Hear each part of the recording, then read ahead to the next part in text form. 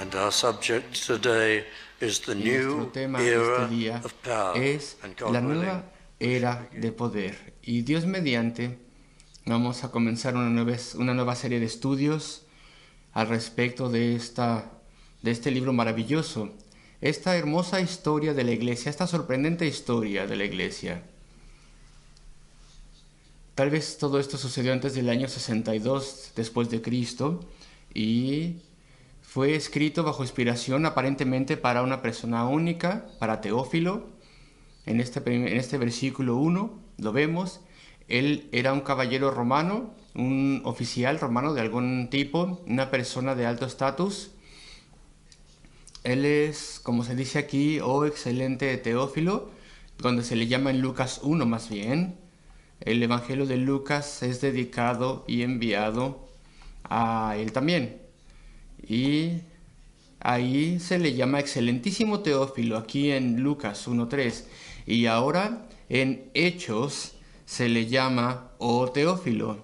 Y se asume que nunca los cristianos utilizaban títulos de nobleza y más bien se dirigían los unos a los otros como hermanos y hermanas de una forma más familiar. Y entonces se asume que Teófilo se había convertido en creyente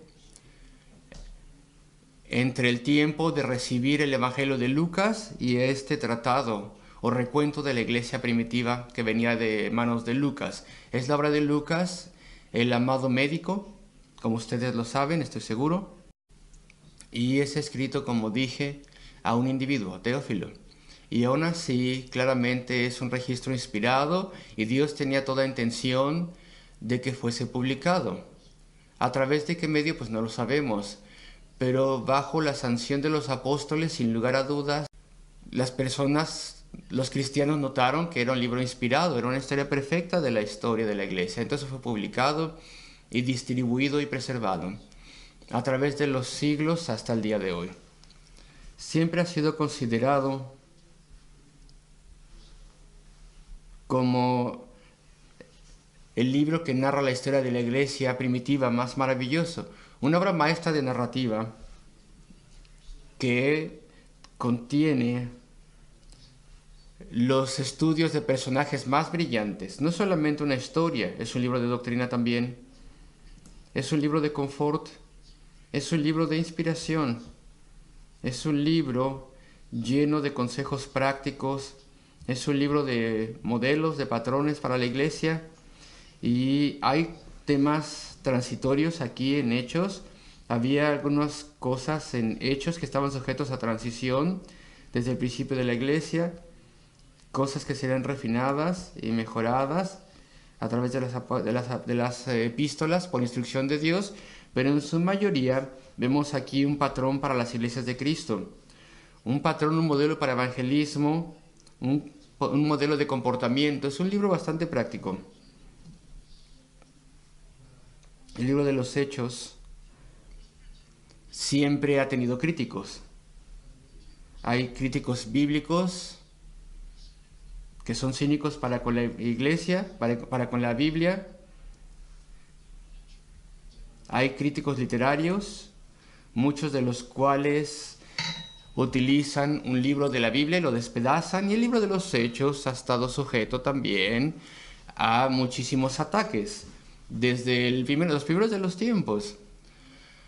Y en tiempos recientes, en el siglo XVII y el XVIII, también hubo ataques, y en particular en el último cuarto del siglo XVIII se atacaba bastante a Lucas y a Hechos diciendo está mal aquí, está mal allá, tiene un error aquí, un error allá.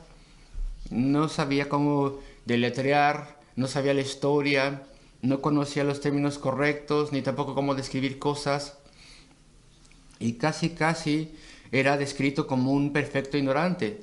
Sin embargo, el libro de los Hechos ha sobrevivido las tormentas de los criticismos que se ha extendido hasta el siglo XX. Gradualmente, el criticismo ha muerto. Y hay muy pocos ataques ahora en los Hechos. Estos ataques se han disipado por muchas razones. Cuando se hicieron descubrimientos arqueológicos, eso probó que Lucas estaba en lo correcto. Cuando él utilizaba un nombre en particular para un dignatario, decían, eso no es así, decían los críticos, jamás eran llamados así. Hasta que se descubrieron las inscripciones en los lugares arqueológicos. Y una y otra vez Lucas fue probado correcto y ellos estaban en un error, como siempre. Y entonces aprendimos más al respecto de la gente de aquel entonces de fuentes de fuera de la iglesia. Y Lucas está en lo correcto. Y algunos de los grandes críticos cambiaron de parecer y reconocieron que estaban en un error. Y otros callaron. Y hasta ahora, el libro de los Hechos, y lamento pasarme tanto en esto, pero es importante que lo sepamos, el libro de los Hechos, casi de forma universal, es estimado. Incluso aquellos que no son cristianos también lo estiman, reconociendo que es una historia perfecta, es una historia sofisticada, correctísima, pero no solamente historia, es mucho más que historia, tan bueno como pueda ser en respecto de su historia, porque tiene muchísimo que enseñarnos. Los tratados sorprendentes, donde dice, en el primer tratado, el anterior tratado, esto hace referencia a previas obras de Lucas. Dice, hablé acerca de todas las cosas que Jesús comenzó a hacer y a enseñar. Todo lo que el Señor Jesucristo comenzó a hacer y a enseñar. Y podemos tomarlo de dos formas. Una de las formas en la cual podemos entender esto es que Cristo, antes de que ascendiera al cielo, comenzó su obra. Eso sería verdad en cierto sentido, pero no es el correcto sentido. Sin embargo, es lo que se dice comúnmente, que Lucas en su Evangelio narra todo lo que el Señor Jesucristo comenzó. Y en el libro de los Hechos, él retoma el tema. Después, ahí comienza a retomar la enseñanza de los libros de los Hechos. Y entonces se desarrolla lo que se dijo antes a través de los Hechos y los Evangelios. Porque el Señor resucitado continuó haciendo actos a través del poder del Espíritu, a través de la iglesia, y estos actos continuarían. La enseñanza se cerraría cuando se cerró la Biblia, el canon bíblico, y es como si Lucas estuviera diciendo que en su Evangelio él lidió con lo que el Señor Jesucristo comenzó a hacer y ahora lidiaría con lo que continúa haciendo. Bueno, eso sería correcto, pero no es exactamente lo que quiere decir el pasaje. Todo lo que Jesucristo comenzó, tanto a hacer como a enseñar durante su tiempo de vida, Él puso el fundamento. Él comenzó todo. Él es el autor y consumador de nuestra fe. Él todo lo comenzó, Él es el alfa y la omega, lo sabemos. Y el Evangelio, los Evangelios nos dicen cómo Cristo compró la salvación, cómo Él aseguró la salvación a través de su sufrimiento y la muerte en la cruz del Calvario. Nos dice al respecto del comienzo. No es simplemente que continuó lo que era continúa haciendo, lo que empezó, perdón, lo que era continúa haciendo, sino que ese comienzo es el fundamento. Ese comienzo es la compra. Solamente Cristo podía comprar la salvación. Él es el único Salvador. En cualquier religión, la que ustedes quieran, porque hay muchas religiones, sin embargo, es solamente una con un Salvador, quien puso un fundamento, quien vino y compró las almas de hombres y mujeres perdidos que vendrían a Él un día, y sufrió, murió por ellos, y pagó su eterno castigo, y les liberó. El fundamento, el cimiento es maravilloso, es el logro más maravilloso imaginable en la historia del mundo. Lo que Cristo comenzó a través de su encarnación y su vida, y su muerte redentora, y su resurrección, y su ascensión al cielo. Todo fue comprado, todo está seguro. Es el gran fundamento, el gran cimiento.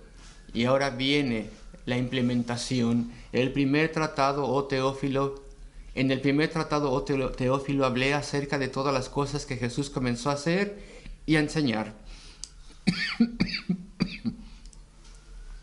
Los eventos en su vida, los grandes milagros. Había milagros en el Antiguo Testamento, milagros en el tiempo de Moisés, milagros a través del Antiguo Testamento, a través de ciertos profetas, cosas eran hechas, pero no hubo nada que pudiera ser comparado con los milagros de Cristo. La mera cantidad, la mera naturaleza de la naturaleza de los milagros que hizo Cristo, milagros sobre la naturaleza, milagros de sanación, milagros que le autentificaban que Él era Dios, Dios encarnado, milagros también que enseñaban al respecto del camino a la salvación y cómo Él lidiaría con las almas y les bendeciría.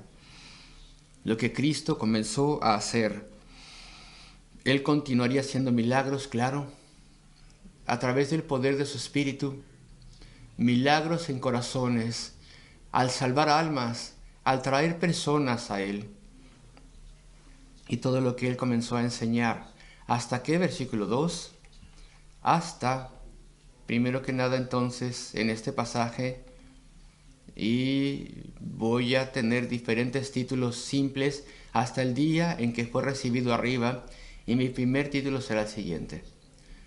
Hay una nueva era para el reino de Dios. En estos versículos lo vemos. Una nueva fase. Hasta el día en que fue recibido arriba. ¿Recibido arriba? ¿Tomado?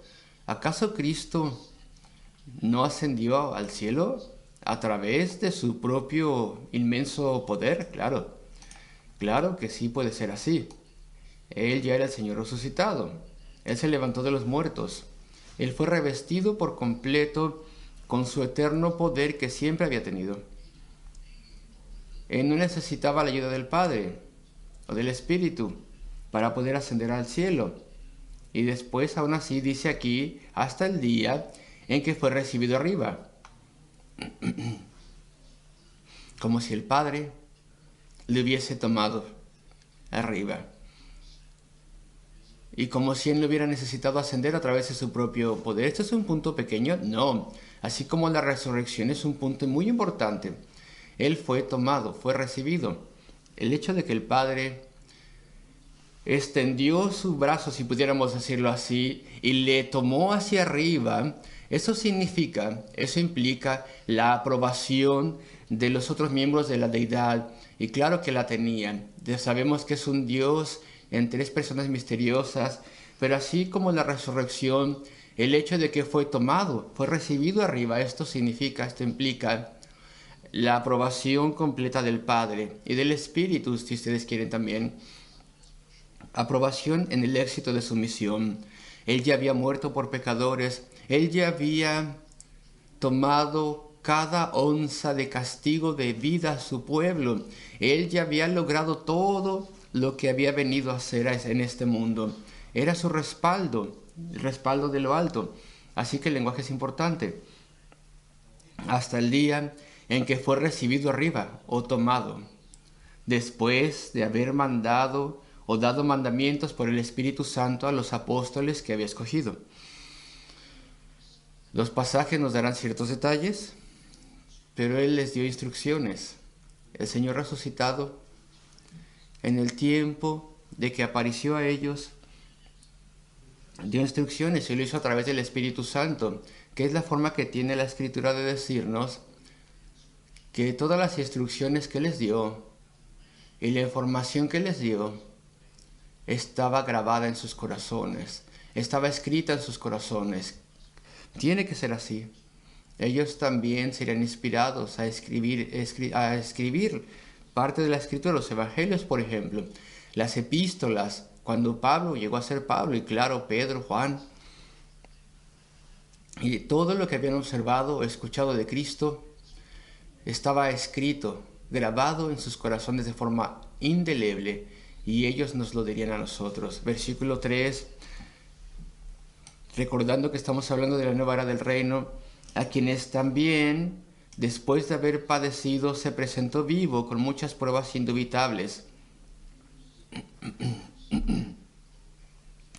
Si eran pruebas indubitables, claras, infalibles, sin lugar a duda, si Cristo se hubiera aparecido a ellos simplemente a través de un día, después de su muerte, tal vez hubiera habido ámbito para dudar, pero se apareció a través de 40 días. Uno que ellos habían visto morir en esa cruz, había muerto allí. Ese que habían visto morir aparecía y tenía las heridas, sus cicatrices. Así que es correcto que la narrativa dice aquí, a través de muchas pruebas indubitables, les tocó, comió con ellos, era claro que era el Señor resucitado. Donde dice aquí entonces que le vieron 40 días y estaba hablándoles acerca del reino de Dios. Nuestro primer encabezado, una nueva era para el reino. El Señor resucitado les enseñaba al respecto del reino de Dios. Y lo voy a explicar brevemente. En los tiempos del Antiguo Testamento, ustedes sabrán, el reino de Dios no era diferente.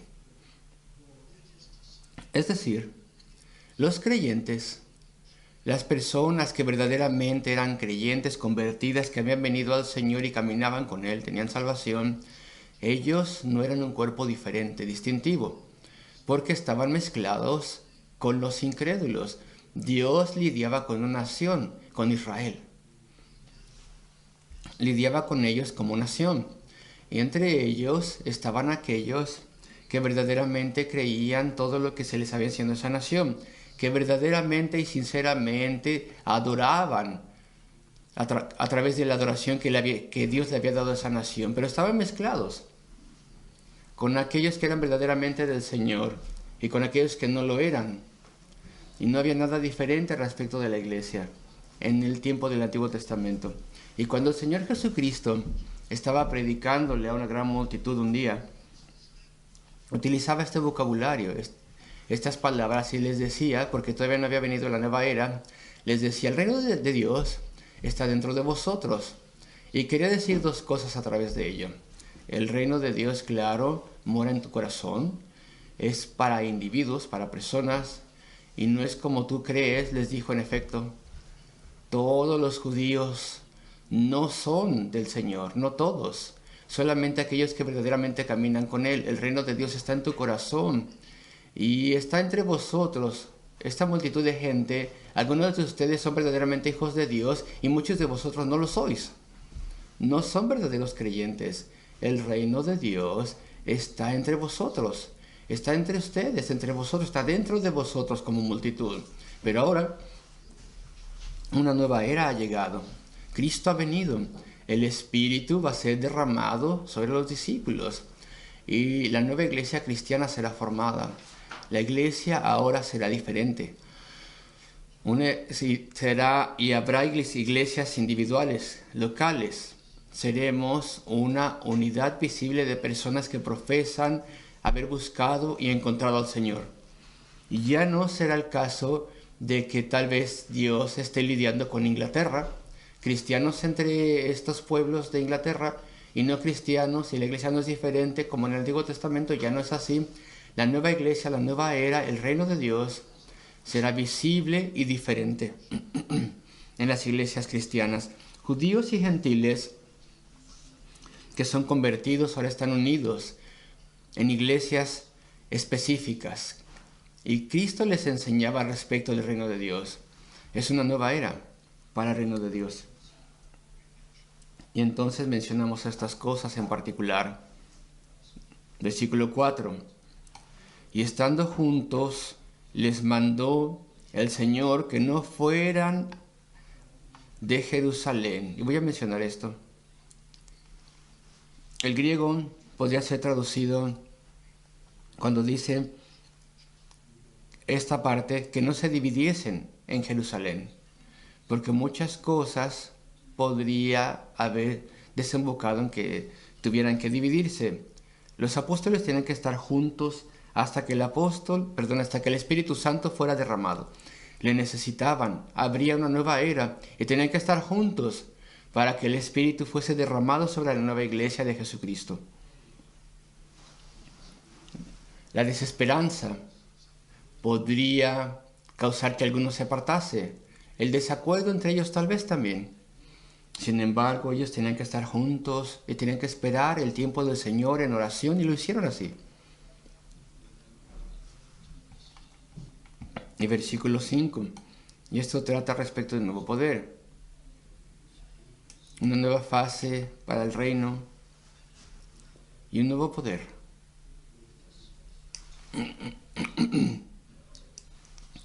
Y lo vemos en el versículo 4, pero en específico en el 5. Porque Juan ciertamente bautizó con agua, mas vosotros seréis bautizados con el Espíritu Santo dentro de no muchos días. Dentro de no muchos días. Iban a ser 10 días, de hecho, desde el tiempo en el que Cristo lo dijo. En 10 días descenderá el Espíritu Santo en el día de Pentecostés. Entonces tendrían un nuevo poder. Ya habían sido discípulos de Cristo. Todo el poder había sido ejercitado por Él. Y claro, Cristo les dio la oportunidad de ejercitar obras de poder ellos mismos. Les reunió un día, como ustedes sabrán, y les envió para anunciar a todos los pueblos y villas que el reino estaba cerca, se había acercado, y les dio poder para sanar personas y para arrojar demonios. Y también ellos hicieron esas cosas, pero eso era un poder delegado temporal para ellos. Todo el gran poder estaba en las manos de Cristo, pero ahora ya no estaría Cristo con ellos, y el Espíritu descendería sobre la iglesia, y todos aquellos que son del Señor tendrían cierto poder. Poder para testificar, poder para proclamar su nombre. Dios estaría con ellos y les ayudaría. Así que es una nueva era de poder, a través de la testificación de la iglesia. Pero los discípulos tienen una pregunta, versículo 6. Entonces los que se habían reunido le preguntaron diciendo: Señor, ¿restaurarás el reino a Israel en este tiempo?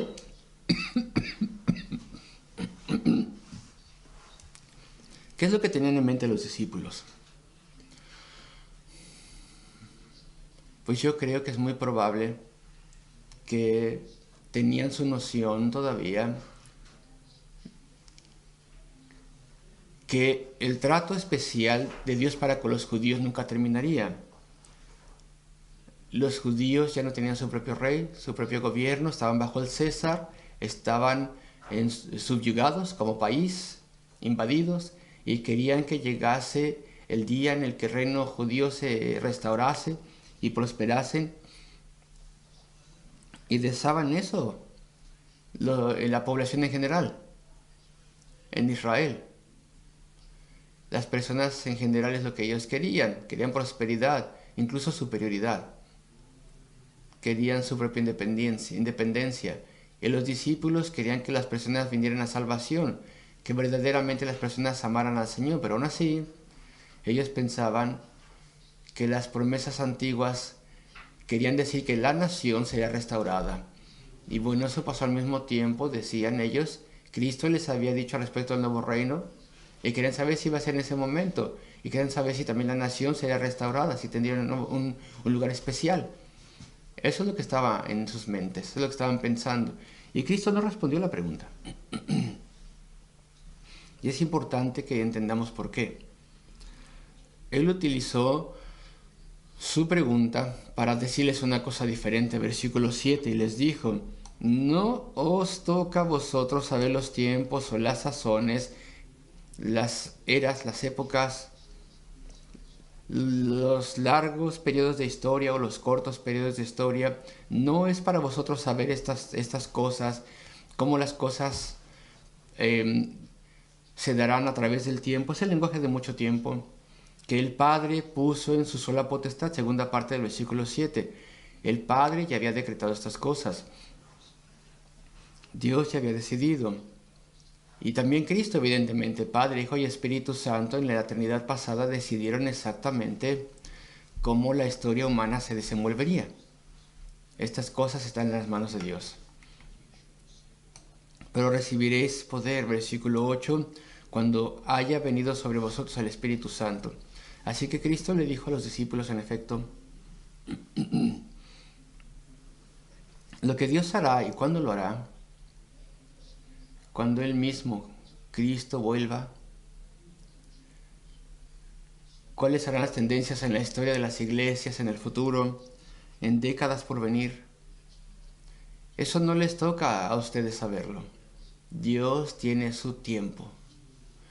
Pero les dijo al respecto del poder que descendería sobre ellos. ¿Por qué no respondió esa pregunta en específico?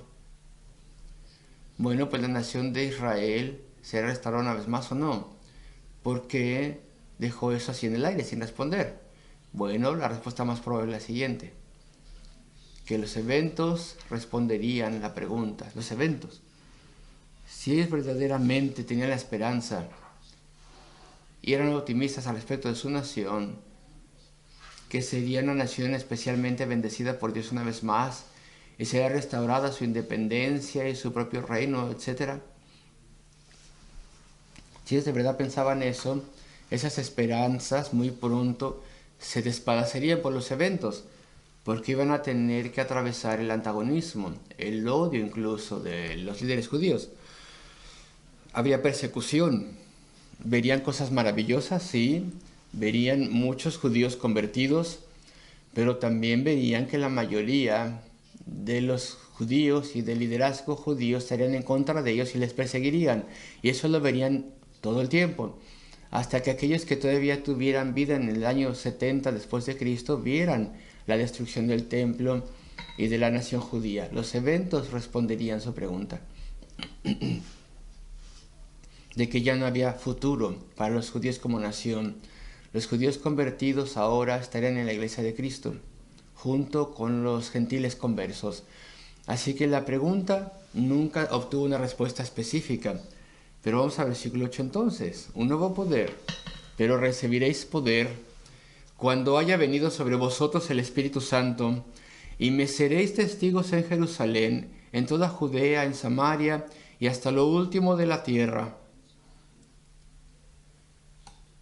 Y el Espíritu Santo descendería. Tendrían que tener dependencia del Espíritu Santo, depender de Él.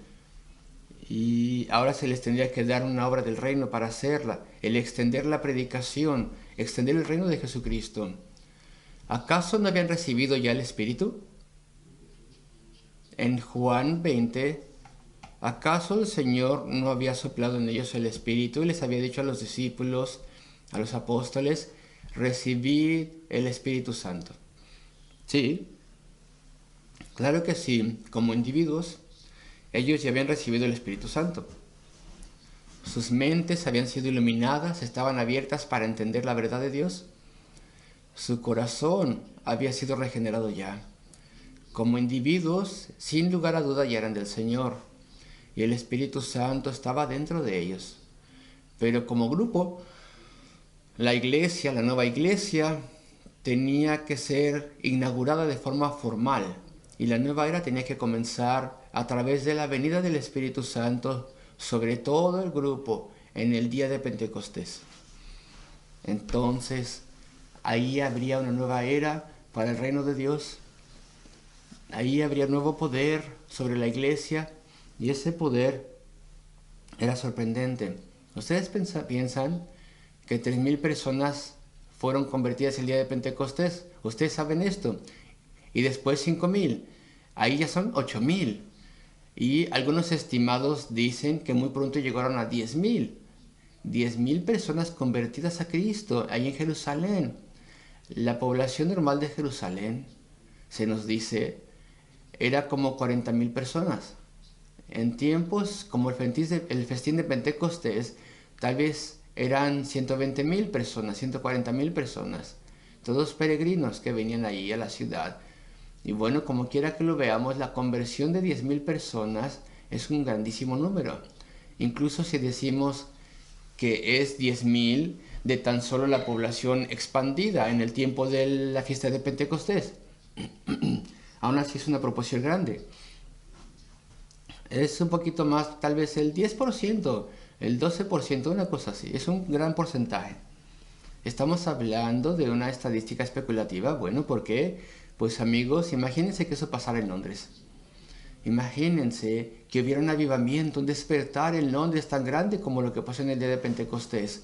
Si balanceamos la proporción, eso significaría que casi 1,000,000 de personas vendrían a salvación. ¿Por qué quiero saber eso? Bueno, pues tal vez me da cierta idea. de la gran proporción de personas que se convirtieron, incluso si los comparamos con la población expandida de Jerusalén cuando estaba la fiesta de Pentecostés. Es algo maravilloso, en especial cuando pensamos al respecto de la dureza de los judíos en aquel entonces. Y cuán opuestos estaban a todo esto, y cómo eran justos ante sus propios ojos. Eran farisaicos. Era una mala época para los judíos, para los hijos de Israel. Y si de alguna forma a través de ciencia ficción pudiéramos ir para allá y les viéramos, diríamos, ellos nunca pueden venir a salvación, jamás nada puede pasar aquí. Este lugar es tan duro como una roca. Así que no es solamente la cantidad de personas, sino el gran poder de la obra que hizo el Señor. Y muy pronto el Evangelio se esparciría a través de los gentiles. Y también gentiles en otro lugar. De esto se trata Hechos, el capítulo 1 de Hechos, el fundamento del 2 al 12, lidia con el Evangelio siendo expandido entre los judíos y el ministerio del apóstol Pedro. Él es el principal personaje ahí. Capítulos 13 al 28 lidia con el Evangelio entre los gentiles. Y el principal personaje es el apóstol Pablo. Esa es la estructura del libro de los Hechos. Pero al pensar que muy poco tiempo después vino este avivamiento en Jerusalén, con miles de personas, miles de judíos convertidos y salvados de la dureza de su corazón y de un odio a Cristo, es maravilloso. Hubo persecución, la mayoría se volcaron en contra de ellos y muchas de las personas tuvieron que dispersarse. ¿Qué pasó? Llevaron el Evangelio con ellos a todas las personas que conocían entre los judíos y gentiles. Y después la grande obra del apóstol Pablo. Y las iglesias proliferaron y había muchas conversiones. Así que estos versículos iniciales tratan al respecto de una nueva fase, época de la iglesia. Ya no era una mezcla de santos y pecadores juntos. Dios ya no lidiaba con su pueblo a través de una nación, sino que ahora tenía una entidad distintiva, la iglesia de Jesucristo. Un nuevo poder, a través del cual corazones venían a Cristo. Había judíos convertidos y los gentiles implacables, profundamente supersticiosos, eran cambiados también y sus corazones eran humillados y traídos a Cristo. Dejaban a un lado su politeísmo, confiaban en Cristo. Y todo esto es el poder del Espíritu Santo. ¿Cuánto necesitamos el poder del Espíritu Santo hoy en día? Es por esto que nosotros venimos a las reuniones de oraciones. Por eso como cristianos oramos diariamente suplicando conversiones y bendición a través de nuestras iglesias. Necesitamos al Espíritu Santo, dependemos de Él. Necesitamos que Él obre en corazones. Nosotros no podemos hacerlo. Nosotros no podemos lograr nada a no ser que sea por Él. Y después hay otro punto en estos versículos. Y después tenemos una nueva comisión. Versículo 6. Bueno, versículo 8 mejor, la última parte. Dice, y me seréis testigos en Jerusalén, en toda Judea, en Samaria y hasta lo último de la tierra. Los apóstoles ya habían escuchado al Señor que les daba la gran comisión, lo cual se narra en el Evangelio de Mateo 28, de una forma diferente, que es narrada en Marcos 16. Y esta parece ser una última parte de cuando se da esta nueva comisión. Anteriormente, a los discípulos se les había dicho, solamente ve a la casa de Israel. No vayáis a los samaritanos todavía, a pesar de que Cristo mismo lo hizo. Ellos eran herejes, pero Cristo abrió sus corazones, pero dijo, no vayan a los samaritanos todavía, no. No vayan a los gentiles todavía, no. Esa era su comisión mientras Él estaba con ellos. Sin embargo, ahora hay una nueva comisión. Y lo vemos aquí al final, cómo lo dio el Señor resucitado, y es reportado en Mateo 28 y en Marcos 16. Pero vamos a ver el versículo 8, la nueva comisión, donde dice, y me seréis testigos por todas partes en la tierra. Esa es la nueva comisión a través del mundo. Cristo tendría que ser predicado. Me seréis testigos, claro. Los apóstoles podían ser testigos de una forma mucho mayor de lo que podemos ser nosotros. Nosotros vamos detrás de ellos. Nosotros tenemos que ser testigos también. Pero ellos eran mucho mayores testigos. Medítenlo. ¿Qué estaban testificando? Testificaban la cruz de Cristo, es lo que testificaron. Su sufrimiento y la muerte en la cruz del Calvario. Nosotros testificamos eso a partir de la Biblia. Ellos testificaban al respecto de eso habiéndolo visto. Ellos podían testificar de la resurrección también, como testigos oculares de la resurrección. Nosotros testificamos porque nos basamos en lo que dice la Biblia. Así que su testimonio era mucho más importante, era superior al nuestro, en cierto sentido. Porque así es como ellos testificaron estas cosas. Ellos eran las personas que habían estado con el Señor todo el tiempo. Ellos habían escuchado sus palabras, habían visto sus milagros, habían visto sus hechos. Nosotros les seguimos, pero nosotros no somos testigos en el mismo sentido que ellos. Y nosotros creemos que todos los apóstoles eran testigos como mártires, incluso hasta la muerte, en vez de negar las cosas que ellos habían visto. Y después, versículo 9, tenemos aquí una nueva relación, una nueva era para la iglesia, un nuevo poder a través del Espíritu Santo, una nueva comisión y una nueva relación con el Señor. Esas son 4 cosas en estos versículos. Versículo 9. Y habiendo dicho estas cosas, viéndolo ellos, fue alzado y le recibió una nube que le ocultó de sus ojos. Y al final del Evangelio de Lucas se nos da un poco más de información. Les bendijo. Tal vez, así como era una bendición sacerdotal, en aquellos tiempos de antaño, tal vez levantó su mano sobre su cabeza y a medida que les bendecía, para su sorpresa y su maravillamiento, comenzó a ascender. Pensamos nosotros, creemos que es muy probable que lo hizo lentamente y de forma majestuosa. Se fue, ascendió, y una nube, tal vez una nube brillante, que representaba hasta cierto punto la gloria del Padre. Esa nube vino y le rodeó, le cubrió, y de acuerdo al verbo griego que se usa, parece que le levantó. Nuestra versión dice que le cubrió. No solamente lo oscureció, parece que le tomó y le subió. Era una nube activa y una cosa gloriosa. Y ellos le veían y veían con maravillamiento, sorprendidos. No querían que se fuera. Él había sufrido y había muerto y se les había aparecido y les enseñó cuán gozosos habrán estado, pero ahora por fin les había bendecido, una nueva relación había comenzado. Ya no le verían más, ya no se aparecería a ellos más, ya no podrían preguntarle cosas o hablarle, ni descargar sus cargas en él, ya había ascendido. La nueva relación era que ahora caminaban por fe. Y así nosotros también andamos por la fe. Andamos por fe, oramos a Él y probamos su fidelidad. Él nos escucha, Él nos responde, Él lidia con nosotros, Él nos bendice en nuestros corazones, nos ayuda, viene a ayudarnos y nos capacita en su servicio y caminamos por fe. Y algunas veces incluso la fe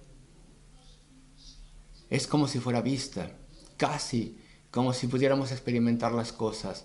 Pero entonces tenemos esta nueva relación aquí. Es un capítulo de comienzos, una nueva era para el reino. Ahora ya es una iglesia, un reino diferente, un nuevo poder, una nueva comisión de ir a todo el mundo y una nueva relación con Cristo. Una nube les recibió, les cubrió, y versículo 10.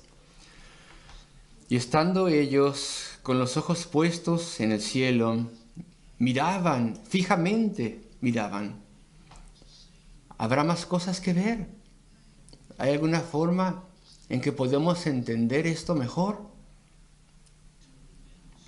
Y dos varones estuvieron con ellos, con vestiduras blancas. La conclusión obvia es que eran ángeles. Y se dirigieron a ellos estos varones, versículo 11, varones galileos. Algunas personas han pensado que esta es una forma muy extraña de hablar, que tuvieron los ángeles, varones galileos.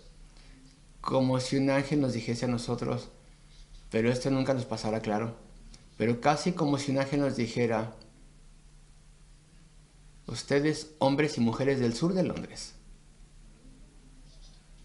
Nos aterriza, ¿no es así? Nos pone con los pies en la tierra. Estaba mirando al cielo y el ángel dice algo terrenal. Ponemos los pies de vuelta en la tierra, ¿no es así? Varones galileos. Casi dice, vuestro Señor se fue, pero ustedes están aquí todavía. Ustedes no han sido llevados a casa todavía, ustedes están en la tierra. Descendamos a la tierra otra vez. Varones galileos, ¿por qué estáis mirando al cielo? Podríamos tener un sermón de estas palabras. Porque esto a veces le pasa a los cristianos. Mirando al cielo todo el tiempo. Es bueno anticipar el cielo y pensar respecto del cielo. Pero lo que queremos decir es que las personas a veces están demasiado involucrados en la teoría de algo. Por ejemplo,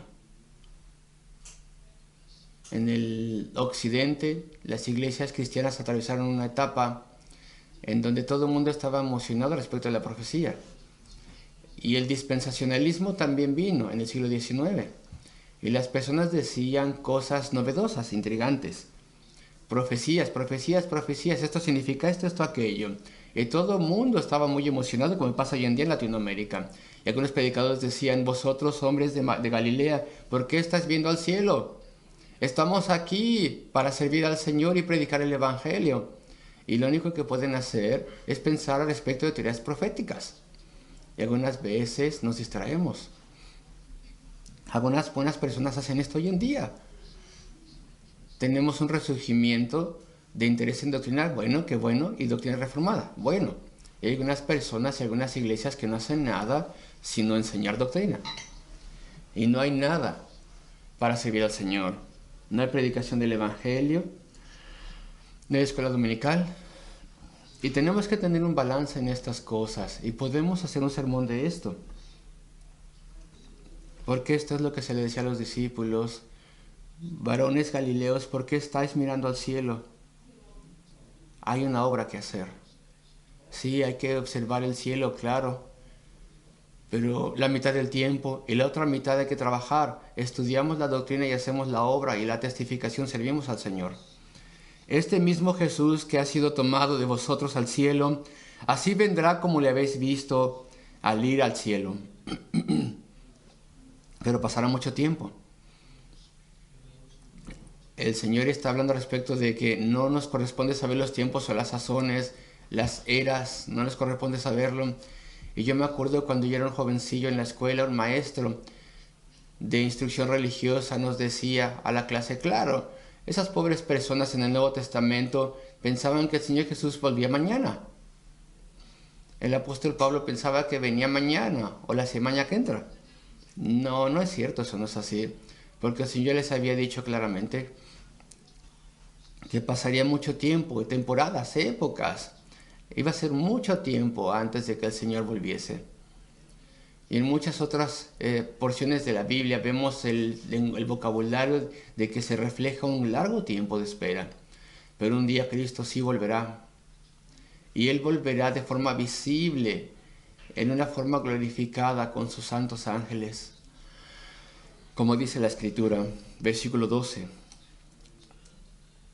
Entonces volvieron a Jerusalén desde el monte que se llama del Olivar, que es de donde el Señor había ascendido, el cual está cerca de Jerusalén, camino de un día de reposo. Y estuvieron allí en el aposento y se dedicaron a orar. Ya se me acabó el tiempo, amigos.